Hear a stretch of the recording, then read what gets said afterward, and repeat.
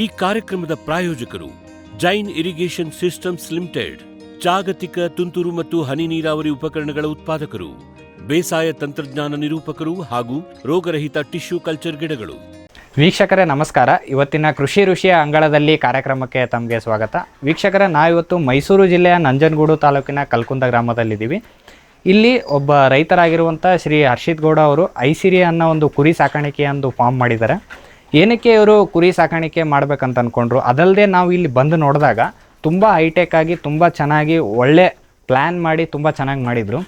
ಯಾವ ರೀತಿ ಇವರು ಒಂದು ಐಡಿಯಾನ ಉಪಯೋಗಿಸಿ, ಅಂದರೆ ಯಾವ ರೀತಿ ಒಂದು ಮಾಹಿತಿಯನ್ನು ಸಂಗ್ರಹಣೆ ಮಾಡಿ ಏನಕ್ಕೆ ಇವರು ಕುರಿ ಸಾಕಾಣಿಕೆನೇ ಹೇಳಿದ್ರು, ಅದಲ್ಲದೆ ಕುರಿ ಬಿಟ್ಟು ನಾವು ಆಡು ಸಾಕಾಣಿಕೆನೇ ಮಾಡ್ಬೋದಿತ್ತಿಲ್ಲಿ, ಅವರು ಅದನ್ನು ಏನಕ್ಕೆ ಮಾಡಲಿಲ್ಲ, ಮತ್ತು ಇದೆಲ್ಲ ಈ ರೀತಿಯ ಒಂದು ಹೈಟೆಕ್ ಫಾರ್ಮ್ ಮಾಡಿದ್ದಾರೆ ಅಂತಂದರೆ ಇವರೊಂದು ಬಿಸ್ನೆಸ್ ಮೈಂಡಲ್ಲಿ ಒಂದು ಮುಂದಾಲೋಚನೆ ಆಗಿಯೇ ಏನೋ ಒಂದು ಮಾಡಿರ್ತಾರೆ. ಯಾವ ರೀತಿ ಇದನ್ನೆಲ್ಲ ಸ್ಟಾರ್ಟ್ ಮಾಡಿದ್ರು, ಇವ್ರದ್ದೆಲ್ಲ ಏನು ಐಡಿಯಾಸ್ ಇದ್ದಾವೆ ಅನ್ನೋ ಎಲ್ಲ ಮಾಹಿತಿಗಳನ್ನು ಇವರಿಂದ ಕೇಳಿ ತಿಳಿದುಕೊಂಡು ಬರೋಣ ಬನ್ನಿ. ಸರ್ ನಮಸ್ಕಾರ. ಸರ್ ನಮಸ್ತೆ ಸರ್. ನಮ್ಮ ಫಾರಂ ಟಿವಿಯ ಕೃಷಿ ಋಷಿಯ ಅಂಗಳದಲ್ಲಿ ಕಾರ್ಯಕ್ರಮಕ್ಕೆ ತಮಗೆ ಸ್ವಾಗತ ಸರ್. ಧನ್ಯವಾದಗಳು ಸರ್. ನಾವು ಶ್ರೀ ಪವನ್ ಕುಮಾರ್ ಅವ್ರನ್ನ ಸಂಪರ್ಕ ಮಾಡಿದ್ವಿ ಸರ್. ಓಕೆ. ನಾವು ಅವ್ರದ್ದು ಒಂದು ವರ್ಷ ಹಿಂದೆ ನಾವು ಬಂದಿದ್ವಿ ಅವರ ಒಂದು ಫಾರ್ಮಿಗೆ. ಅವರು ಒಂದು ಕುರಿ ಮತ್ತು ಆಡು ಸಾಕಾಣಿಕೆ ಮಾಡ್ತಾಯಿದ್ರು ಅದ್ಭುತವಾಗಿ. ಅದ್ರ ಬಗ್ಗೆ ಮಾಹಿತಿಯನ್ನು ನಾವು ಆವಾಗಲೇ ಪ್ರಸಾರ ಮಾಡಿದ್ವಿ. ಓಕೆ. ಅವರು ನಿಮ್ಮ ಸಂಪರ್ಕ ಕೊಟ್ಟು ನೀವು ಇತ್ತೀಚೆಗೆ ತುಂಬ ಚೆನ್ನಾಗಿ ಹೈಟೆಕ್ ಸ್ವಲ್ಪ ಹೈಬ್ರಿಡ್ ಮಾಡಲಲ್ಲಿ ತುಂಬ ಚೆನ್ನಾಗಿ ಮಾಡಿದ್ದೀರಾ ಅಂತ ಅವ್ರು ಹೇಳ್ತಾಯಿದ್ರು. ಓಕೆ. ಹಾಗಾಗಿ ಇವತ್ತಿನ ಕಂತಿನಲ್ಲಿ ಈ ಒಂದು ಯಾವ ರೀತಿ ನೀವು ಒಂದು ಕುರಿ ಸಾಕಾಣಿಕೆ ಮಾಡ್ತಾಯಿದ್ದೀರಾ ಅನ್ನೋ ಕುರಿತು ಒಂದು ಮಾಹಿತಿಯನ್ನು ನಮ್ಮ ರೈತರಿಗೆ ಕೊಡೋಣ ಸರ್. Definitely sir. ಸರ್, ಮೊದಲನೇದಾಗಿ ಕೇಳೋದಾದರೆ ನಿಮ್ಮ ಕೃಷಿ ಹಿನ್ನೆಲೆ ಏನು ಸರ್? ನೀವು ಮೂಲತಃ ಕೃಷಿಕರ? ಇಲ್ಲ, ನಾವು ಆ್ಯಕ್ಚುಲಿ ನಮ್ಮದು ಎಜುಕೇಷನ್ ನಾನು ಡಬಲ್ ಡಿಗ್ರಿ ಮಾಡ್ಕೊಂಡಿದ್ದೀನಿ. ಓಕೆ. ಸೊ ನಂದು 5 ವರ್ಷದಿಂದ ನನಗೆ ಕುರಿ ಸಾಕಾಣಿಕೆ ಮಾಡಬೇಕು ಅನ್ನೋದು ಭಾರಿ ಇಂಟ್ರೆಸ್ಟ್ ಇತ್ತು. ಓಕೆ. ಸೊ ಅದಾದಮೇಲೆ ನಮ್ಮದು ಬೇರೆ ಬಿಸ್ನೆಸ್ ಲೈನ್ ಇದೆ. ಸೊ ಅದರಿಂದ ಒಂದು 5 ಇಯರ್ಸಿಂದ ತುಂಬ ಯೋಚನೆ ಮಾಡಿ ಒಂದು 2019ರಿಂದ ಬೇರೆ ಬೇರೆ ಫಾರ್ಮ್ಗಳಿಗೆ ವಿಸಿಟ್ ಮಾಡ್ತಿದ್ದೆ. ನಂದು MBA ಮುಗಿದಾದ್ಮೇಲೆ. ಸೊ ಆಲ್ಮೋಸ್ಟ್ ಒಂದು 50 ಹೆಚ್ಚು ಫಾರ್ಮ್ಗಳನ್ನ ವಿಸಿಟ್ ಮಾಡಿದ್ದೀನಿ.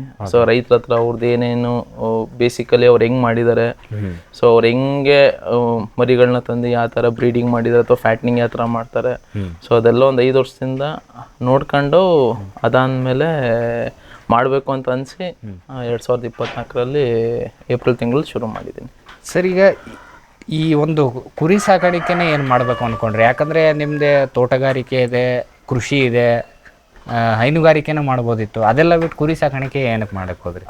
ಒಳ್ಳೆ ಬಿಸ್ನೆಸ್ ಅಂತ ಅನ್ನೋದು ಕಮರ್ಷಿಯಲ್ ಬಿಸ್ನೆಸ್ಸಲ್ಲಿ ಅಟ್ ಪ್ರೆಸೆಂಟು ಚೆನ್ನಾಗಿದೆ ಅನ್ನೋ ಒಂದೇ ಒಂದು ಉದ್ದೇಶಕ್ಕೋಸ್ಕರ ಇದನ್ನು ಮಾಡಿದಷ್ಟೇ. ಓಕೆ. ಸರ್, ಈಗ ಇಲ್ಲಿ ಸುತ್ತಮುತ್ತದ ಪರಿಸ್ಥಿತಿ ಯಾವ ರೀತಿ ಇದೆ ಸರ್? ಈಗ ಯಾಕಂದರೆ ನಾವು ದಾರಿಯಲ್ಲಿ ಬರ್ತೀವಿ ಅಂತ ನೋಡ್ತಿದ್ವಿ, ಹೊರಗಡೆ ಬಿಟ್ಟು ಮೇಯಿಸೋದು ಜಾಸ್ತಿ ಇತ್ತು. ಹೌದು. ನೀವು ಈ ಒಂದು ಅಪ್ಡೇಟೆಡ್ ಟೆಕ್ನಾಲಜಿಗೆ ಏನಕ್ಕೆ ಹೋಗ್ಬೇಕಂತ ಅನ್ಕೊಂಡ್ರೆ ಹೆಂಗಿದೆ ಪರಿಸ್ಥಿತಿ? ಹೆಂಗಿದೆ ನಿಮ್ಮ ಸುತ್ತಮುತ್ತ? ನೀವು ಇಲ್ಲಿ ನೋಡ್ತಾ ಇರ್ತೀರ, ಜನ ಯಾವ ರೀತಿ ಮಾಡ್ತಾ ಇದ್ರೆ ಅವ್ರಕ್ಕಿಂತ ಭಿನ್ನವಾಗಿ ನೀವು ಯಾವ ರೀತಿ ಮಾಡಿದ್ರಿ? ಈಗ ನಾವು ಯೂಶಲಿ ಏನಂತಂದ್ರೆ ಎಲ್ಲ ನನ್ನ ಹತ್ರ ಈಗ ಮರಿ ಏನು ತಂದಿದ್ದೀನಿ ಯಾವ ನಾನು ಸಂತೆಯಲ್ಲಿ ತಗೊಂಬಂದಿರೋದಲ್ಲ. ಓಕೆ. ಎಲ್ಲ ಕಾಡಲ್ಲಿ ಮೇಯ್ತಿರೋ ಮರಿಗಳನ್ನ ನಾನು ಸ್ಟಾಲ್ ಫೀಡಿಂಗ್ಗೆ ಬಳಸ್ಕೊಂಡಿರೋದು. ಓಕೆ. ಅಂದರೆ ವ್ಯತ್ಯಾಸ ಆಗಲಿಲ್ಲ ಸರ್ ಅಲ್ಲಿಂದ ಇಲ್ಲಿಗೆ ತುಂಬ ವ್ಯತ್ಯಾಸ ಆಯಿತು. ಇಲ್ಲಿಗೆ ಬಂದಾಗ ಸ್ಟಾರ್ಟಿಂಗು ಈಗ ಕಾಡಲ್ಲಿ ಮೇವು ಅಂದರೆ ಕಾಡಲ್ಲಿ ಮೇಯ್ತಿರೋ ಮರಿಗಳು ಏನಂತಂದ್ರೆ ಸೈಲೇಜ್ಗೆ ಅಭ್ಯಾಸ ಇರಲ್ಲ. ಸೊ ಸ್ಟಾರ್ಟಿಂಗ್ ಬಂದಾಗ ಅದು ಸೈಲೇಜು ಕನ್ಸ್ಯೂಮ್ ಮಾಡಲಿಲ್ಲ ನಮಗೆ. ಸೊ ಬೇಸಿಕಲಿ ಅದಕ್ಕೆಲ್ಲ ಸ್ವಲ್ಪ ಅಡ್ಜಸ್ಟ್ ಆಗೋಕ್ಕೆ ಸ್ವಲ್ಪ ಟೈಮ್ ಆಯಿತು. ಅಂದರೆ ಬಟ್ ನಾವು ಯಾವುದು ಮರಿಗಳನ್ನ ಸಂತೆಯಲ್ಲಿ ತಗೊಂಡಿದ್ದಲ್ಲ. ಅಂದರೆ ಸಂತೆಯಲ್ಲಿ ನಾವು ತುಂಬ ತೀರಾ ಕಮ್ಮಿ, ಎಲ್ಲ ಒಂದು 4-5 ಮರಿ ಅಷ್ಟೇ ನಾವು ಸಂತೆಯಲ್ಲಿ ಹೋಗಿ ತಗೊಂಬಂದಿದ್ದು. ಬೇಸಿಕಲಿ ಎಲ್ಲ ನಮ್ಮ ಗುಂಡ್ಲುಪೇಟೆ ಭಾಗ, ನಮ್ಮ ಮದ್ದೂರು, ಮಳ್ಳವಳ್ಳಿ ಇಂಥ ಭಾಗದಲ್ಲಿ ರೈತರ ಹತ್ರನೇ ಹೋಗಿ ನಾವೇ ನೋಡಿ ಮರಿಗಳನ್ನ ತಗೊಂಡು ಬಂದಿರೋದು. ಇದೆಲ್ಲ ಕಾಡಲ್ಲಿ ಅಂದರೆ ಕಾಡ್ಗಿಡಲ್ಲಿ ಮೇಯ್ತ ಮರಿಗಳೇ. ಬಟ್ ನಾವು ಇದನ್ನು ಏನಂತಂದರೆ ಸ್ಟಾಲ್ ಫೀಡಿಂಗಿಗೆ ಬಳಸ್ಕೊಂಡಿದ್ದೀವಿ. ಬೇಸಿಕಲಿ ಬ್ರೀಡಿಂಗ್ ಪರ್ಪಸ್ಗೆ ಮಾಡ್ತಿರೋದ್ರಿಂದ ನಮಗೆ ಸ್ವಲ್ಪ ಅಡ್ಜಸ್ಟ್ ಆಗಿ ಸ್ವಲ್ಪ ಟೈಮ್ ತಗೊಂತು. ನಮಗೆ ಸ್ಟಾರ್ಟಿಂಗು ಮರಿಗಳು ಬಂದಾಗ ಅಡ್ಜಸ್ಟ್ ಆಗ್ದಲ್ಲೇ ಒಂದು 10 ಮರಿ ನಮಗೆ ತೀರೋಯ್ತು. ಅಂದರೆ ಅಡ್ಜಸ್ಟ್ ಆಗಲಿಲ್ಲ ನಮಗೆ. ಏನಕ್ಕಂದ್ರೆ ಅದು ಡೈಲಿ ಹೊರಗಡೆ ಹೋಗಿ ಮೇಯ್ತಿತ್ತು, ಇದು ಮಾಡ್ತಿತ್ತು. ಸೊ ನಮ್ಗೆ ಸ್ಟಾಲ್ ಫೀಡಿಂಗ್ ಬಂದಾಗ ಸಡನ್ ಆಗಿ ಡಿಫ್ರೆನ್ಸ್ ಆಯಿತು, ವ್ಯತ್ಯಾಸ ಆಯಿತು. ಹಂಗಾಗಿ ನಮ್ಗೆ ಅದು ನೀಟಾಗಿ ಇದಾಗ್ದಲ್ಲೇ ಸ್ಟಾರ್ಟಿಂಗ್ ಒಂದು 7-8 ಮರಿ 10 ಮರಿವರೆಗೂ ನಾವು ಕಳ್ಕೊಂಡಿದ್ದೀವಿ. ಅದಾದಮೇಲೆ ನಮಗೆ ಯಾವ ಥರ ಮಾಡಬೇಕು, ನಾವು ಯಾವ ಥರ ಇದಕ್ಕೆ ಫುಡ್ ಹಾಕಬೇಕು, ಫುಡ್ ಹೆಂಗೆ ನಾವು ಬಳಸಬೇಕು ಅನ್ನೋದೆಲ್ಲ ನಮ್ಗೊಂದು ಐಡಿಯಾ ಬಂತು. ಆ ಬೇಸಿಸ್ ಮೇಲೆ ನಾವು ಮಾಡ್ಕೊಂಬರ್ತಾ ಇದ್ದೀವಿ. ಓಕೆ ಸರ್ ಈಗ ಒಂದು ಹೇಳಿದ್ರಿ ನೀವು ಹೊರಗಡೆ ಬಿಟ್ಟು ಮೇಯಿಸೋದನ್ನು ಸಡನ್ನಾಗಿ ಇಲ್ಲಿ ತಂದಾಗ ಸಾಕಷ್ಟು ತೊಂದರೆಗಳಾಯ್ತು ಅಂತೇಳಿ. ಸರ್ ನೀವು ಈಗ ಆಲ್ರೆಡಿ ಈ ಕೂಡು ಮನೆಯಲ್ಲಿ ಸಾಕಣೆ ಮಾಡ್ತಾರಲ್ಲ ಸರ್, ಅಂಥ ಜಾಗದಿಂದ ತರ್ಬೋದಿತ್ತಲ್ಲ, ಏನಕ್ಕೆ ನೀವು ಅವ್ರ ಹತ್ರ ಕಾಡಲ್ಲಿ ಮೇಯಿಸುವಂಥದ್ದನ್ನೇ ಯಾಕೆ ತೊಗೊಂಬಂದ್ರಿ?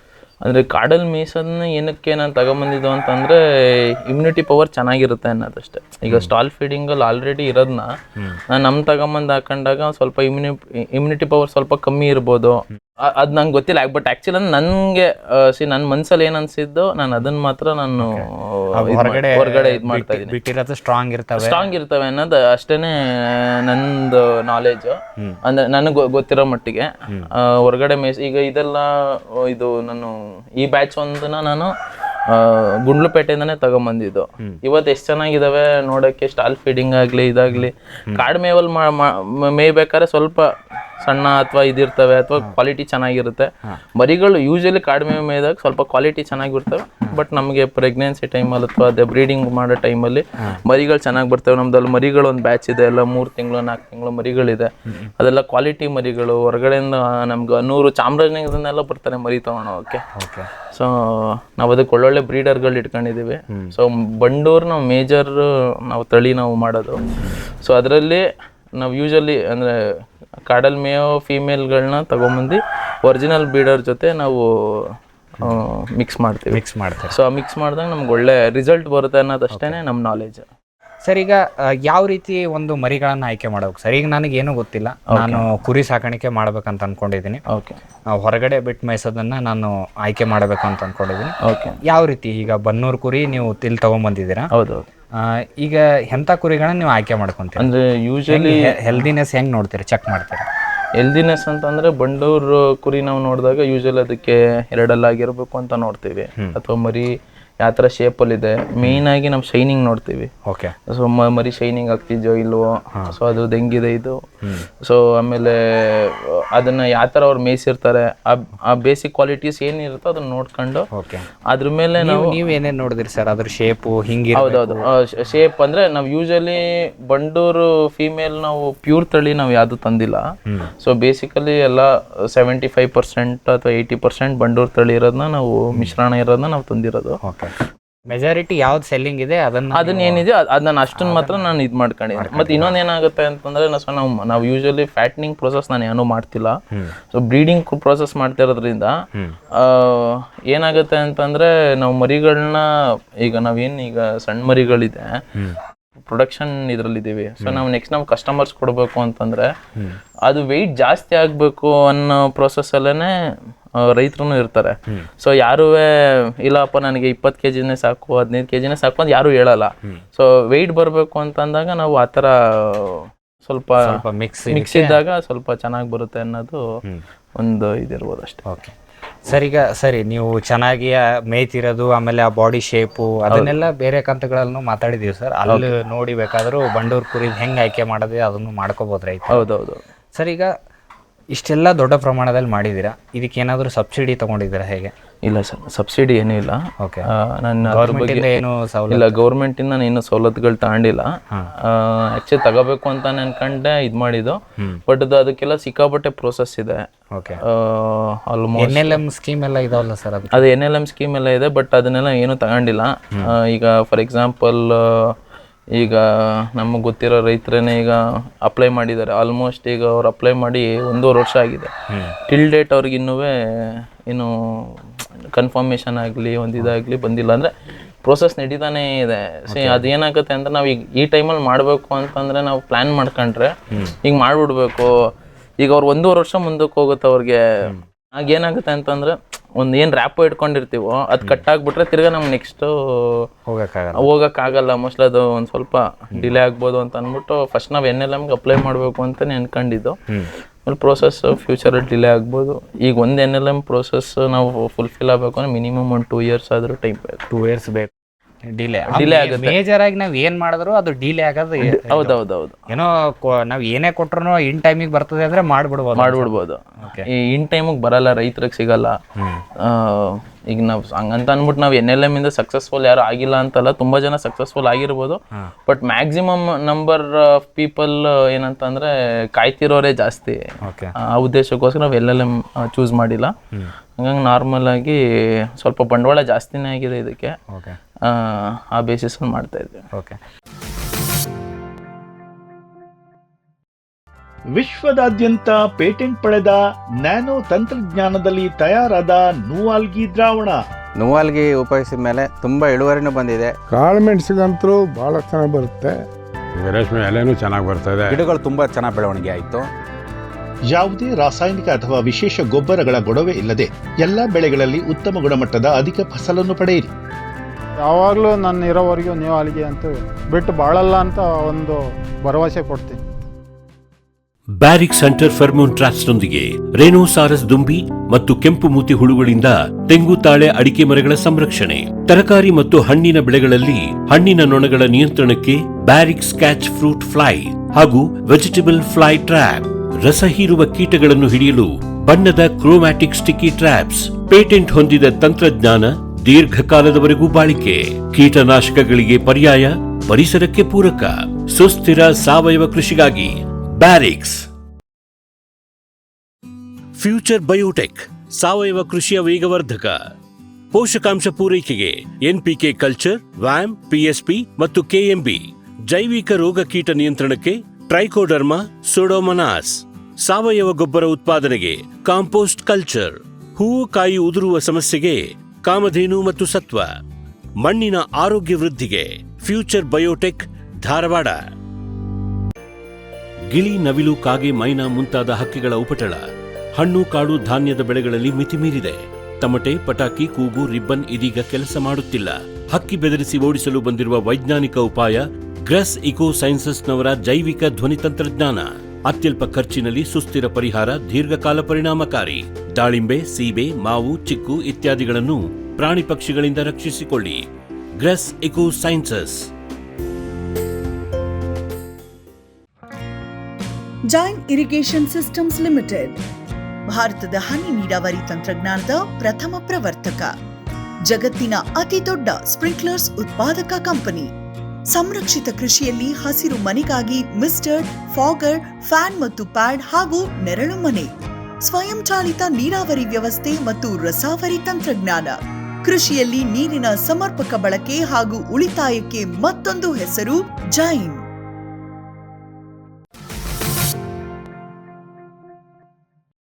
ಸರ್, ಈಗ ಮೊದಲು ನೀವು ಪ್ಲ್ಯಾನ್ ಮಾಡ್ಕೊಂಡ್ರಿ ಬಣ್ಣೂರು ಕುರಿನೇ ಏನಕ್ಕೆ ಸರ್? ಅದರಲ್ಲೂ ಈಗ ಎಷ್ಟು ತಳಿ ಇದಾವೆ ಸರ್ ನಿಮ್ಮ ಹತ್ರ ಟೋಟಲ್? ಈಗ ನನ್ನ ಹತ್ರ ಬಂಡೂರ್ ಇದೆ, ಅದು ಬಿಟ್ಟರೆ ಡಾರ್ಫರ್ F3 ಜನರೇಷನ್ ಇದೆ.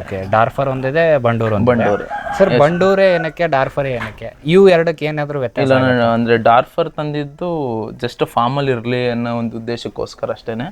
ಅದು ಬಿಟ್ಟು ಅದರಿಂದ ಏನು ಬಿಸ್ನೆಸ್ ಇದು ಮಾಡಬೇಕು ಅಂತ ಒಂದು 4-5 ಮರಿ, ಒಂದು ದೊಡ್ಡ ಫಾರ್ಮಲ್ಲಿ ಒಂದು 4-5 ಮರಿ ಒಂದು ಬೇರೆ ಒಂದು ಇದಿರಲಿ ಅಂತ ಅಂದ್ಬಿಟ್ಟು ಡಾರ್ಫರ್ ತಂದಿದ್ದು. ಆ್ಯಕ್ಚುಲಿ ಡಾರ್ಫರು ಬೇರೆಯವ್ರಿಗೆ ಸೇಲ್ ಆಗ್ಬಿಟ್ಟಿತ್ತು. ಸೇಲ್ ಆಗೋ ಇನ್ನೊಂದು 2 ದಿವಸ ಹಿಂದ್ಗಡೆ ಮರಿ ಆಗ್ತು. ಅಂದ್ರೆ ಪ್ರೆಗ್ನೆಂಟ್ ಇತ್ತು ಅಂತ ಗೊತ್ತಿತ್ತು, ಬಟ್ ಈ ನಾಳೆ ನಾಡಿದ್ರಲ್ಲೇ ನಮಗೆ ಅದು ಇದಾಗುತ್ತೆ ಅಂತ ನಾವು ಅನ್ಕೊಂಡಿರ್ಲಿಲ್ಲ, ಮರಿ ಹಾಕುತ್ತೆ ಅಂತ. ಹಂಗಾಗಿ ಅದು ಆ ಬೇಸಿಸ್ಗಿಂದ ನಮಗೆ ಅದು ಮರಿ ಹಾಕಿದಾಗ ನಾವು ಅದು 5 ಉಳಿಸ್ಕೊಬಿಟ್ವಿ. ಕೊಡೋದು ಬೇಡ, ನಮ್ಮಲ್ಲೇ ಇದಾಗ್ತಲ್ಲ ಅಂತ ಅಂದ್ಬಿಟ್ಟು. ಬಂಡೂರು ನಾವೇನಕ್ಕೆ ಮಾಡಿದ್ದು ಅಂತಂದರೆ, ನಮ್ಮ ಈ ಮಂಡ್ಯ, ಮೈಸೂರು ಭಾಗದಲ್ಲಿ ಮೇಜರ್ನೇ ಮೂವಬಲ್. ಸೊ ನಮ್ಗೆ ಈ ಲೋಕಲ್ ಟ್ರೇಡ್ ಏನಿದೆ ನಾವು ಅದನ್ನು ಫಾಲೋ ಮಾಡಬೇಕು. ಸೊ ನಾವೀಗ ನೀವು ಹೊರಗಡೆ ತುಮಕೂರು ಅಥವಾ ಆ ಕಡೆಗೆ ಹೋದರೆ ಎಳಗ, ನಾರ್ತ್ ಕರ್ನಾಟಕಲ್ಲ ಎಳಗ ಆ ಥರ ಇದೆ, ಅಥವಾ ಕೆಂಗುರಿಗಳಿದೆ ನಾರ್ತ್ ಕರ್ನಾಟಕ ಸೈಡ್. ಸೊ ನಮ್ಮ ಈ ಭಾಗದಲ್ಲೆಲ್ಲ ಹೋದರೆ ಬಂಡೂರು ಫೇಮಸ್ಸು. ಸೊ ಹಂಗಾಗಿ ಆ ಉದ್ದೇಶಕ್ಕೋಸ್ಕರ ಅಷ್ಟೇ ನಾವು ಬಂಡೂರನ್ನ ಚೂಸ್ ಮಾಡಿ. ಸರ್, ಈಗ ಕುರಿ ಓಕೆ, ಆಡು ಏನಕ್ಕೆ ಅಲ್ಲ? ಶಿರೋಯಿ ಆಡು ಮತ್ತು ಚೆನ್ನಾಗಿರೋ ಆಡು ಕೂಡ ಸಾಕಾಣಿಕೆ ಮಾಡ್ಬೋದಿತ್ತಲ್ಲ? ಹೌದು, ಒಂದು ಸ್ವಲ್ಪ ಆಡು ಆ್ಯಕ್ಚುಲಿ ಅದು ಸ್ವಲ್ಪ ರಿಸ್ಕ್ ಇದೆ ಅಂತ ಅಂದ್ಬಿಟ್ಟು ನಾನು ಇದು ಮಾಡಿಲ್ಲ. ಬಟ್ ಇಮ್ಯುನಿಟಿ ಪವರ್ ಎಲ್ಲ ನಾವು ನೋಡ್ಕೊಂಡ್ರೆ ಆಡೇ ತುಂಬ ಚೆನ್ನಾಗಿರೋದು ಕುರಿ ಕಂಪ್ಯಾರಿಟಿವ್ಲಿ. ಬಟ್ ನನಗೊಂದು ಸ್ಟ್ರಾಂಗ್ ಫೀಲಿಂಗು ಕುರಿಲ್ ಚೆನ್ನಾಗಿ ಇದಾಗುತ್ತೆ ಅನ್ನೋದಷ್ಟೇ. ನಮ್ದೇನು ಸ್ಟ್ರಾಂಗ್ ಫೀಲಿಂಗ್ ಇನ್ಸೈಡ್ ಇರುತ್ತೋ ನಾವು ಅದನ್ನ ಇದು ಮಾಡಬೇಕು.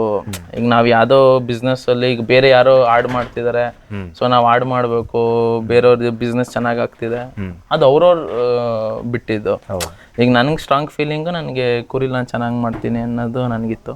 ಸೊ ಅದಕ್ಕೋಸ್ಕರ ನಾನು ಕುರಿ ಮಾಡ್ತಾ ಇದ್ದೀನಿ. ಸರ್, ಈಗ ನೀವು ನೋಡಿದ ಪ್ರಕಾರ ನೀವೊಂದು ರಿಸರ್ಚ್ ಮಾಡಿರ್ತೀರ. ಹೌದು. ಬ್ರೀಡಿಂಗ್ ಮಾಡಿ ತರೋದು ಬೆಸ್ಟ್ ಅಂತ ಹೇಳ್ತೀರಾ, ಅಥವಾ ಮರಿಗಳನ್ನು ತಗೊಂಡ್ಬಂದು ಅದನ್ನು ಸಾಕಾಣಿಕೆ ಮಾಡಿ ಮಾರೋದು ಬೆಸ್ಟ್ ಅಂತ ಹೇಳ್ತೀರಾ ನಿಮ್ಮ ಪ್ರಕಾರ? ನನ್ನ ಪ್ರಕಾರ ಬ್ರೀಡಿಂಗ್ ಮಾಡಿ ಮರಿನ ಮಾರೋದು ಬೆಸ್ಟ್ ಸರ್. ಬೆಸ್ಟ್. ನಾವು ಹಾಗಂದ್ರೆ ಅಲ್ಲಿ ಟೈಮ್ ಸ್ವಲ್ಪ ಬೇಕಾಗತ್ತೇನೋ?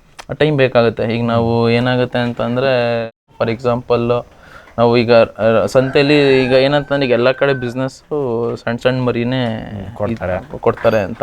ಸೊ ಆಲ್ಮೋಸ್ಟ್ ಅದೊಂದು ಎರಡು ತಿಂಗಳು ಮರಿ ಇರುತ್ತೆ, ಇನ್ನು ಹಾಲು ಬಿಟ್ಟಿರಲ್ಲ, ಅದು ತಗೊಂಬಂದ್ಬಿಡ್ತೀವಿ. ಹಾಲು ಸಿಗಲ್ಲ. ಹಾಲು ಸಿಗದಿರೋದ್ರಿಂದ ಅದು ಅದೇ ಸಿಗಲಿಲ್ಲ ಅಂದಾಗ ಡೆವಲಪ್ಮೆಂಟ್ ಆಗುತ್ತೆ ಅಂತ ಅನ್ಕೊಳ್ಳೋದು. ನಾವು ಎಷ್ಟೇ ಮೇವು ಏನೇ ಹಾಕಿದ್ರು ನಮಗೆ ಅದಾದ್ಮೇಲೆ ಅದು ಚೆನ್ನಾಗಿರುತ್ತೆ ಮರಿ ಅನ್ನೋದು ಅದು ಸುಳ್ಳು. ಸೊ ನಾವೇನು ಮಾಡ್ತೀವಿ, ಅದಕ್ಕೋಸ್ಕರ ಬ್ರೀಡಿಂಗ್ ಪರ್ಪಸ್ ಮಾಡ್ತಿರೋದ್ರಿಂದ ಇಲ್ಲಿ ನಮ್ಮಲ್ಲೇ ನಾವು ಬ್ರೀಡ್ ಮಾಡಿ ಇಲ್ಲಿ ನಾವು ಸೆಲ್ ಮಾಡ್ತಾ ಇದೀವಿ ಅಷ್ಟೇ. ಸರ್, ಈಗ ಅದೇ ನಾನು ಹೆಂಗೆ ಕೇಳಿದಂದ್ರೆ, ಈಗ ಮರಿ ಕೆಲವೊಬ್ರು ಏನು ಮಾಡ್ತಾರೆ ಅಂದ್ರೆ, ರೈತರು ನಾನು ಮರಿ ತೊಗೊಂಬಂದು 1 ವರ್ಷ ಬೆಳೆಸಿ ಮಾರ್ತೀನಿ ಅಂತ ಹೇಳ್ತಾರೆ. ಅವಾಗ 1 ವರ್ಷ ಅವ್ರಿಗೆ ಅಷ್ಟೇ ಟೈಮ್ ಗ್ಯಾಪಲ್ಲಿ ದುಡ್ಡಾಗುತ್ತೆ. ನಿಮಗೆ ಸ್ವಲ್ಪ ವೇಟ್ ಮಾಡ್ಬೇಕಾ ನೀವು ಅಂತ? ಒಂದು 2-3 ವರ್ಷ ವೇಟ್ ಮಾಡ್ಬೇಕು? ಹೌದೌದು, ಖಂಡಿತ ಸರ್, ಖಂಡಿತ ನಾವು ವೇಟಿಂಗ್ ಇದಿದೆ. ಸೊ ಈಗ ಆಲ್ರೆಡಿ ನಾನು ಬಂಡವಾಳ ತುಂಬ ಹಾಕಿರೋದ್ರಿಂದ ನನಗೆ ಆಲ್ಮೋಸ್ಟ್ ನಾನು 3 years ವೇಟಿಂಗ್ ಪೀರಿಯಡ್ ನನಗೆ. ಓಕೆ. ನಾನು ಬಂಡವಾಳ ಏನು ದುಡ್ಡಿಲ್ಲ, ಏನು ದುಡ್ಡಿಲ್ಲ, ಸುಮ್ಮನೆ ಬಜೆಟ್ ಅಷ್ಟೇನೆ. ಈ ಬ್ರೀಡಿಂಗ್ಸ್, ಈಗ ನೀವು ಬ್ರೀಡಿಂಗ್ಗೋಸ್ಕರ ಬಂಡೂರು ಕುರಿಗಳನ್ನ ತೊಗೊಂಬಂದಿದ್ದೀರಾ ಸರ್. ಈಗ ಈ ಬ್ರೀಡಿಂಗ್ ಮಾಡ್ಬೇಕಾದ್ರೆ ನಿಮ್ಗೆ ಏನು ಚಾಲೆಂಜಸ್ಗಳು ಬಂದು ಸರ್? ಏನೇನು ತೊಂದರೆಗಳಾಗ್ತಿದ್ವು? ಈಗ ಬ್ರೀಡಿಂಗ್ ಮಾಡ್ಬೇಕಾದ್ರೆ ಕೆಲವೊಂದು ಸತಿ ಈಗ ಮರಿಗಳಿಗೆ ಒಂದ್ಸತಿ ಹುಷಾರಿರಲ್ಲ, ಅಥವಾ ಬೇರೆ ಏನೋ ಇದಿರ್ತವೆ. ಇಲ್ಲಿ ನಾವೇನು ನೋಡ್ತಿದ್ದೇವೆ ಸರ್, ಒಂದೊಂದು ಬ್ಯಾಚ್ ಮಾಡಿದ್ದೀರಾ? ಹೌದೌದು. ಒಂದೊಂದು ಬ್ಯಾಚಲ್ಲಿ ಒಂದೊಂದು ಬ್ಯಾಚ್ಗೆ ಒಬ್ಬೊಬ್ರು ಒಂದೊಂದು ಟಗರು ಬಿಟ್ಟಿದ್ದೀರಾ. ಇಷ್ಟು ಕುರಿಗಳ ಮಧ್ಯೆ ಒಂದು ಟಗರು ಬೇಕು ಅಂತ. ಓಕೆ. ಈ ಒಳ್ಳೆ ಚೆನ್ನಾಗಿರೋ ಟಗರ್ನ ತಗೊಂಡ್ಬರ್ತೀರಾ? ಹೌದು. ಓಕೆ. ಆ ತಂದಾಗ ಅದಾಗೆ ಅದು ಇದಾಗತ್ತಾ ಹೇಗೆ ಬ್ರೀಡಿಂಗ್? ಹೌದೌದು, ಅದಾಗದೆ ಬ್ರೀಡಿಂಗ್ ಇದು ಮಾಡ್ತೀವಿ. ಅದನ್ನ ನಾವು ಒಂದು ಫುಡ್ ಕನ್ಸ್ಯೂಮ್ ಮಾಡೋ ಟೈಮಲ್ಲಿ ಮಾತ್ರ ನಾವು ಅದನ್ನ ಕಟ್ಟಾಕ್ಬಿಟ್ಟು ನಾವು ಇದು ಮಾಡ್ತೀವಿ. ಅದು ಬಿಟ್ಟು ಡೈಲಿ ಒಂದು 5 hours 6 hours ನಾವು ಅದಕ್ಕೆ ಫ್ರೀ ಬಿಡ್ತೀವಿ. ಓಕೆ. ಅದರಲ್ಲಿ ಏನೇನು ಸಮಸ್ಯೆಗಳಾಗ್ತಿದ್ವು? ಅಥವಾ ಈ ಸೀಸನ್ ಟು ಸೀಸನ್, ಈಗ ನೀವು ಸಮ್ಮರಲ್ಲಿ ಒಂಥರ, ಈಗ ನಮಗೆ ಈಗ ಬೇಸಿಗೆಗಾಲ ಸೆಕೆ ಆಗ್ತಿದೆ, ಈ ರೀತಿ ಪ್ರಾಣಿಗಳಿಗೂ ಏನೇನು ತೊಂದರೆಗಳಾಗ್ತವೆ? ಆ ಸ್ಪೆಷಲಿ ಬ್ರೀಡಿಂಗ್ ಸಮಯದಲ್ಲಿ ಹೆಂಗೆ ಕಂಡೀಷನ್ ಇರಬೇಕು, ಏನು ತೊಂದರೆಗಳಾಗ್ತವೆ ಅಂತ? ಅಂದ್ರೆ ಆ ಥರ ಏನು ನನಗೆ ಪ್ರಾಬ್ಲಮ್ ಇದೆ ಅಂತ ಅನ್ಸಲ್ಲ. ಬಟ್ ಬೇಸಿಕಲಿ ಸಣ್ಣ ಪುಟ್ಟ ಇಶ್ಯೂಸ್ ಇರ್ತವೆ. ಅಂದ್ರೆ ಕೆಲವು ಸತಿ ಈಗ ಮರಿಗೆ, ಈಗ ಲಾಸ್ಟ್ ಟೈಮ್ ನಮ್ದು ಏನಾಗಿತ್ತು ಅಂತಂದ್ರೆ ಫುಡ್ ಇಶ್ಯೂ ಆಗ್ಬಿಟ್ಟಿತ್ತು. ಈಗ ಗರ್ಕೆ ನಾವು ತಗೊಂಡ್ರೆ, ಗರ್ಕೆ ಮೇಲೆ ಸ್ವಲ್ಪ ನೀರಿದ್ರೆ ಅದು ನಾವು ನಮ್ಮ ಇದಕ್ಕೆ ಕೊಟ್ಟಾಗ ಒಂದು ಫಂಗಸ್ ಥರ ಆಗಿ ಕೆಲವು ಮರಿಗಳೆಲ್ಲ ನಮ್ದು ಒಂದು ಬ್ಯಾಚ್ ಒಂದು 4-5 ಮರಿ ಆ ಬ್ಯಾಚಲ್ಲಿ ತೀರೋಯ್ತು. ಸೊ ಹಂಗಾದಾಗ ನಮ್ಗೆ ಏನಾಗೋದು ಲಾಸ್ ಆಗುತ್ತೆ. ಸೊ ನಾವು ಫುಡ್ಡಲ್ಲೂ ನೋಡ್ಕೋಬೇಕು, ಏನು ನಮಗೆ ಪ್ರಾಬ್ಲಮ್ಸ್ ಬರುತ್ತೋ ಇದು ಬರುತ್ತೋ, ಅಥವಾ ಡ್ರೈ ಒಂದು ಸ್ವಲ್ಪ ನೀರಂಶ ಕಮ್ಮಿ ಇರೋದನ್ನ ನಾವು ತಗೊಂಡು ನಾವು ಇದು ಮಾಡಬೇಕಾಗತ್ತೆ. ಬ್ರೀಡಿಂಗಲ್ಲಿ ಅಂತ ಏನು ಸಮಸ್ಯೆ ಬರಲ್ಲ ಸರ್. ನಮಗೆ ಸ್ವಲ್ಪ ಚಳಿಗಾಲದಲ್ಲಿ ನಾವೆಲ್ಲ ಈಗ ಓಪನ್ ಇದೆ ಅದೆಲ್ಲ ಕ್ಲೋಸ್ ಮಾಡ್ಕೊತೀವಿ, ಟಾರ್ಪಲ್ ಬಿಟ್ಟು. ಸೊ ಬೆಳಗ್ಗೆ ಹೊತ್ತು ಓಪನ್ ಇರ್ತದೆ, ಸಂಜೆ ಹೊತ್ತೆಲ್ಲ ಕ್ಲೋಸ್ ಮಾಡ್ತೀವಿ ಅಷ್ಟೇ. ಅದು ಬಿಟ್ಟರೆ ಬ್ರೀಡಿಂಗಲ್ಲಿ ಅಂತ ಸಮಸ್ಯೆ ಏನಿಲ್ಲ. ನಾವು ಮೇಯ್ನ್ ಏನಂತಂದ್ರೆ, ನೀವು ಒಳ್ಳೆ ಫುಡ್ ಹಾಕಿದ್ರೆ ಮರಿ ಯಾವುದೇ ಕಾರಣಕ್ಕೂ ಏನಾಗಲ್ಲ. ಸಣ್ಣ ಪುಟ್ಟ ನಾವು ನಮ್ಮ ಡಾಕ್ಟ್ರುಗಳು ಕರ್ಸಿ ಏನಾದ್ರು ಪ್ರಾಬ್ಲಮ್ ಇದ್ದಾಗ ತೋರಿಸ್ಕೊಂಡ್ರೆ ನಮ್ಗೆ ಏನು ಅಂತ ಪ್ರಾಬ್ಲಮ್ ಬರಲ್ಲ ಅಂಥದ್ದು. ನನಗೆ ಇವತ್ತವರೆಗೂ ಟಿಲ್ ಡೇಟ್, ನಾನೀಗ ಶುರು ಮಾಡಿ 1 ವರ್ಷ ಆಯಿತು, ನನಗೆ ಇವತ್ತವರೆಗೂ ಬ್ರೀಡಿಂಗಲ್ಲಿ ಏನೂ ಸಮಸ್ಯೆ ಬಂದಿಲ್ಲ. ಮೇಜರ್ ಸಮಸ್ಯೆಗಳೇನು ಬಂದಿಲ್ಲ. ನಾವು ಯಾವ ಥರ ಹೆಂಗೆ ನೋಡ್ಕೋತೀವಿ, ಹೆಂಗೆ ಮಾಡ್ತೀವಿ ಅದ್ರ ಮೇಲೆ ಡಿಪೆಂಡ್ ಆಗಿರುತ್ತೆ.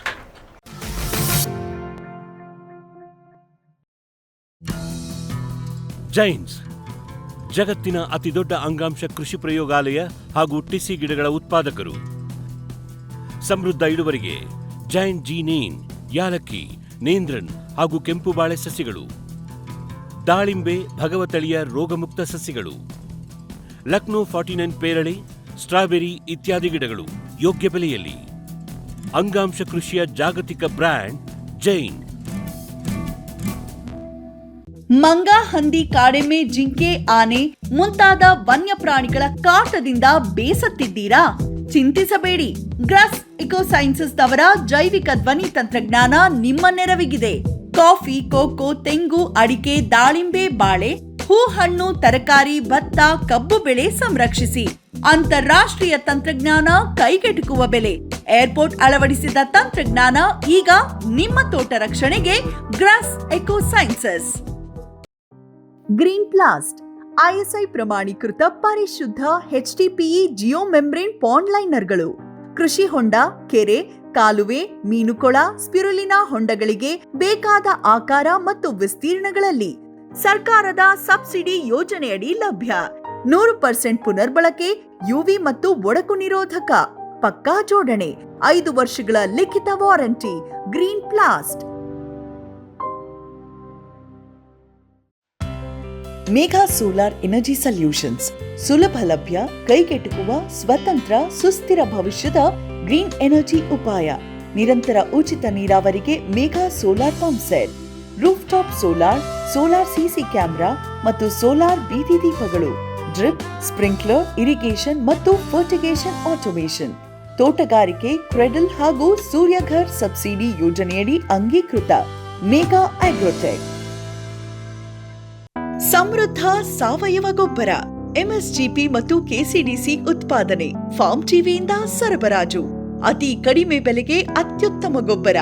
ಇಲ್ಲ ಭಾರಲೋಹ, ಕೃಷಿ ವಿಶ್ವವಿದ್ಯಾಲಯದಿಂದ ಪರೀಕ್ಷಿತ. ಸಾವಯವ ಇಂಗಾಲ, NPK, PH, EC ಎಲ್ಲ ನಿಗದಿತ ಮಿತಿಯಲ್ಲಿ. ಅಡಿಕೆ, ತೆಂಗು, ಬಾಳೆ, ಕಾಫಿ, ದಾಳಿಂಬೆ, ದ್ರಾಕ್ಷಿ, ಕಬ್ಬು, ಭತ್ತ, ಜೋಳ, ಹತ್ತಿ ಹೀಗೆ ಎಲ್ಲಾ ಬೆಳೆಗಳಿಗೂ ಪ್ರಶಸ್ತ. ಜೀವಂತ ಮಣ್ಣು, ಸಮೃದ್ಧ ಬೆಳೆ. ಅತ್ಯಧಿಕ ಲಾಭಕ್ಕೆ ಬಳಸಿ ಸಿಟಿ ಕಾಂಪೋಸ್ಟ್. ಸರ್, ಈಗ ಈ ಬಂಡೂರು ಕುರಿ ಸಾಕಾಣಿಕೆ ಮಾಡ್ಬೇಕಂತೇಳಿ ಬ್ರೀಡಿಂಗ್ ಪರ್ಪಸ್ ನೀವೆಲ್ಲ ತೊಗೊಂಬಂದ್ರಿ, ಎಲ್ಲ ಪ್ಲ್ಯಾನ್ ಆಯಿತು, ನೀವು ತೊಗೊಂಬಂದ್ರಿ. ಹೌದು, ಅದಕ್ಕಿಂತ ಮೊದಲೇ ಸರ್ ಈ ಶೆಡ್ ಹೆಂಗೆ ನಿರ್ಮಾಣ ಮಾಡಿದ್ರಿ? ಏನಕ್ಕಂದರೆ ಈ ಕೆಲವೊಬ್ರು ಏನು ಮಾಡ್ತಾರೆ, ಕಟ್ಟಿಗೆದು ಮಾಡ್ತಾರೆ. ನಮ್ಮ ಪವನ್ ಸರ್ ಅವರು 1 ವರ್ಷಗಳ ಹಿಂದೆ ಅವ್ರದ್ದೆಲ್ಲ ಕಟ್ಟಿಗೆದು ಒಂದು ಸ್ವಲ್ಪ ರೂಫ್ ಟಾಪು ಅವ್ರದ್ದೇ ಒಂದು ಪ್ಲ್ಯಾನಿಂಗಲ್ಲಿ ಮಾಡಿದರು. ನೀವೊಂದು ಸ್ವಲ್ಪ ಡಿಫ್ರೆಂಟಾಗಿ ಶೆಡ್ಗಳನ್ನು, ಶೀಟ್ಗಳನ್ನು ಹಾಕಿ ನೀಟಾಗಿ ಗ್ರಿಲ್ಗಳನ್ನು ಹಾಕಿ ಮಾಡಿದ್ರೆ ಹೆಂಗೆ ಪ್ಲ್ಯಾನ್ ಮಾಡಿದ್ದು ಈ ಶೆಡ್ಡು? ಸರ್, ಇದು ಶೆಡ್ ಆ್ಯಕ್ಚುಲಿ ಫುಲ್ ಡೈಮೆನ್ಷನ್ ಬಂದು 24/70 ಇರೋದು. ಓಕೆ, 24/70 ಇದೆ. ಉದ್ದ 70 ಇದೆ, ಉದ್ದ 70 ಇದೆ, ಅಗಲ 74 ಇದೆ. ಸೊ ಏನಿದು ಇದೇನು ನಾವು ಇದು ಮಾಡಿ ಇದು 4 ಅಡಿ ಇದೆ ಇದು. ಮತ್ತೆ ಒಳಗಡೆ 10 ಅಡಿ ಬಿಡ್ಕೊಂಡಿದೀವಿ. ಆ ಕಡೆಗೆ 10 ಅಡಿ, ಈ ಕಡೆಗೆ 10 ಅಡಿ ಮಧ್ಯ. ಸೊ 20 ಅಡಿಗೊಂದು ನಾವು ಬ್ಯಾರಿಕೇಡ್ ಹಾಕೊಂಡಿದೀವಿ. ಅಂದ್ರೆ 20 ಅಡಿಗೆ ಒಂದು ನಾವು ಕಂಪಾರ್ಟ್ಮೆಂಟ್ ಅಲ್ಲಿ 10/20. ಓಕೆ, ಒಂದು ಒಟ್ಟಿನಲ್ಲಿ ಎಷ್ಟು ಕಂಪಾರ್ಟ್ಮೆಂಟ್ ಇದೆ? ಟೋಟಲ್ ಈಗ 6 ಕಂಪಾರ್ಟ್ಮೆಂಟ್ ಇದೆ. ಸೊ ಒಂದು ಕಂಪಾರ್ಟ್ಮೆಂಟ್ ಸೈಜ್ ಬಂದು 10/20. ಸೊ ಮಧ್ಯದಲ್ಲಿ ನಾವು ಪಾತ್ ಮಾಡ್ಕೊಂಡಿದ್ದೀವಿ ಓಡಾಡಕ್ಕೆ. ಸೊ ಇನ್ನು ಮಿಕ್ಕಿದ್ದು ನಮಗೆ 20/10 ನಾವು ಇದಕ್ಕೆ ಸ್ಟೋರ್ ರೂಮ್ ಯೂಸ್ ಮಾಡ್ಕೊಂಡಿದ್ದೀವಿ. ಸೊ ಫುಡ್ ಸ್ಟೋರೇಜ್ ಮಾಡೋಕ್ಕೆ, ಅಥವಾ ನಮಗೆ ಎಲೆ ಬೂಸ್ ಆಗಿರ್ಬೋದು, ಕಡಲೆ ಒಟ್ಟಾಗಿರ್ಬೋದು, ಈಗ ಜೋಳ ಆಗಿರ್ಬೋದು.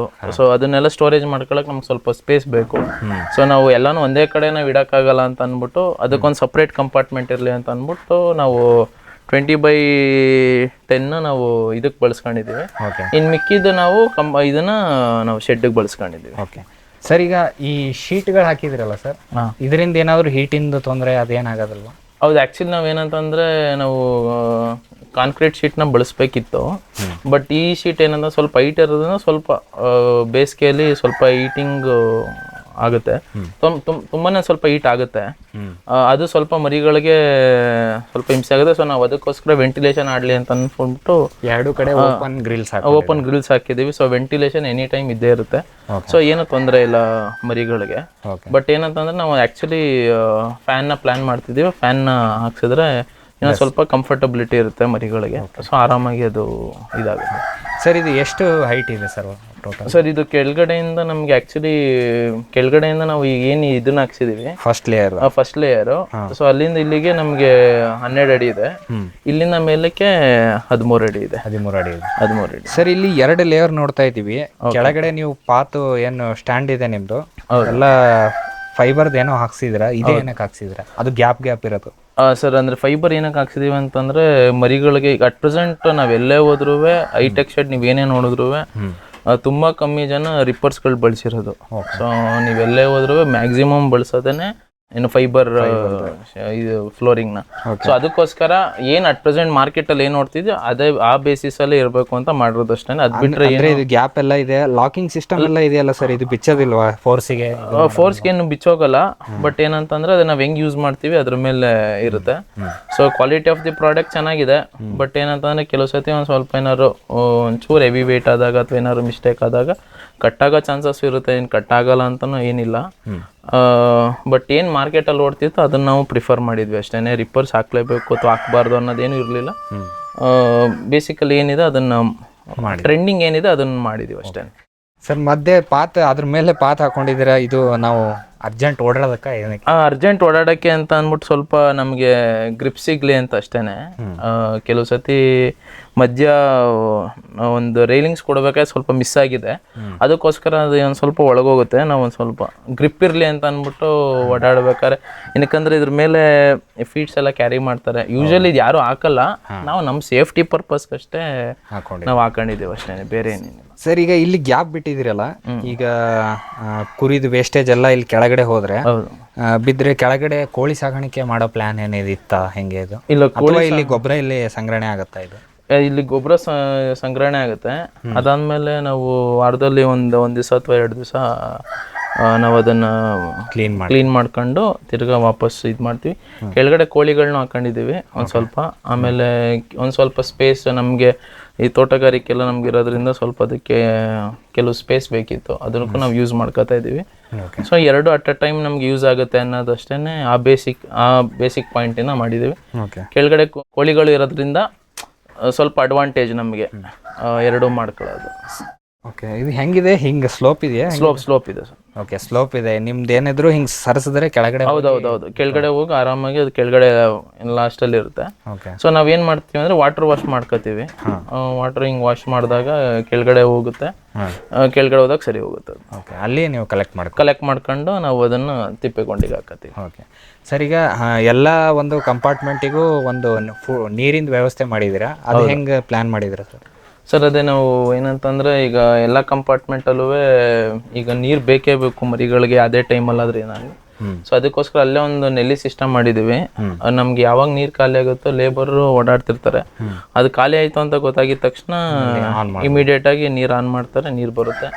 ಸೊ ಅದೆಲ್ಲ ಬೇಸಿಕ್ ಫೆಸಿಲಿಟೀಸ್ ಬೇಕೇ ಬೇಕು ಮರಿಗಳಿಗೆ. ನಾವು ಈಗ ಫಾರ್ ಎಕ್ಸಾಂಪಲ್ ಈಗ 5 ಗಂಟೆಗೆ ನಾವು ಹುಲ್ ಕೊಡ್ತೀವಿ ಅಥವಾ ಉಳ್ಳಿ ಹೊಡ್ಕೊಡ್ತೀವಿ. ಸೊ ಏನಾದ್ರು ಡ್ರೈ ಪದಾರ್ಥ ತಿಂದಾಗ ನೀರು ಬೇಕೇ ಬೇಕು. ಸೊ ಅಂಥ ಟೈಮಲ್ಲಿ ಇಲ್ಲೇ ನೀರಿದ್ದಾಗ ಅಥವಾ ನಾವು ತಗೊಂಬಂದು ಹೊರಗಡೆಯಿಂದ ನಾವು ಪೋರ್ ಮಾಡೋದ್ಕಿಂತ ಸೊ ಇಲ್ಲೇ ಇದ್ದಾಗ ನೀರು ಈಸಿ ಇರುತ್ತೆ. ಒಂದೊಂದು ಕಂಪಾರ್ಟ್ಮೆಂಟಿಗೆ 2 ಮಾಡಿದ್ದೀರಾ? ಒಂದೊಂದು ಕಂಪಾರ್ಟ್ಮೆಂಟ್ಗೆ 2 ನೀರಿಂದು ಇದು ಮಾಡ್ಕೊಂಡಿದ್ದೀವಿ. ಸೊ ಅಲ್ಲಿ ಸರ್ ಇದು ಫುಡ್ಡಿಂದು ಹೊರಗಡೆ ವ್ಯವಸ್ಥೆ ಮಾಡಿದಿರಲ್ಲ ಸರ್, ಇದು ಏನು ತೊಂದರೆ ಆಗೋದಿಲ್ವಾ ಕುರಿಗಳ ಒಳಗಡೆ? ಇಲ್ಲ, ಮರಿ ಹಾಕಿ ತಿನ್ಬೇಕು. ಇಲ್ಲ, ನಾವು ಇದಕ್ಕೆ ನಾವು ಏನಂತಂದ್ರೆ ಕೆಳಗಡೆ ಒಂದು ಇದನ್ನ ಹಾಕೊಂಡಿದೀವಿ, ಅದು ಮರಿಗಳು ತಿನ್ನಕ್ಕೆ ಅಂತ. ಸೊ ಈಗ ಒಂದೊಂದು ಕಂಪಾರ್ಟ್ಮೆಂಟಲ್ಲಿ ನಾವೇನು ಮಾಡ್ತೀವಿ, 3 ತಿಂಗಳವರೆಗೂ ಮರಿಗಳನ್ನ ನಾವು ಬೇರೆ ಮಾಡಲ್ಲ. ಸೊ ಹುಡ್ದಾಗಿಂದ 3 ಮಂತ್ಸ್ವರೆಗೂ ಅದೇ ಕಂಪಾರ್ಟ್ಮೆಂಟಲ್ಲಿ ಇರೋದ್ರಿಂದ ಆ ಮರಿಗಳಿಗೆ ನಾವು ಇದು ಮಾಡೋಕ್ಕೆ ಅಂತ ಅಂದ್ಬಿಟ್ಟು ಕೆಳಗಡೆ ಬಕೆಟ್ ಹಾಕೊಂಡಿದ್ದೀವಿ. ಇನ್ನು ಮಿಕ್ಕಿದ ಮರಿಗಳಿಗೆ ನಾವು ಇದರಲ್ಲೇ ಮೇಲೇನೆ ಕೊಡ್ತೀವಿ, ಅದು ಅಡ್ಜಸ್ಟ್ ಆಗಿದೆ. ಸೊ ಅದೇನು ಪ್ರಾಬ್ಲಮ್ ಬರಲ್ಲ ನಮಗೆ. ಸೊ ಸಣ್ಣ ಮರಿಗಳಿಗೆ ಮಾತ್ರ ಮೇಲ್ಗಡೆ ಇದ್ರ ಮೇಲೆ ಇದು ಮಾಡಿ ತಿನ್ನೋಕ್ಕಾಗಲ್ಲ ಅಂತ ಅಂದ್ಬಿಟ್ಟು ಕೆಳಗಡೆ ಮಾಡ್ಕೊಂಡಿದ್ದೀವಿ ಅಷ್ಟೇ. ನಿಮ್ದು 2 ಕಡೆ ಡೋರ್ಸ್ ಇದಾವೆ ಸರ್, 2 ಕಡೆ ಹತ್ತೋಗಂಗೆ ಮಾಡ್ಕೊಂಡಿದ್ದೀರಾ?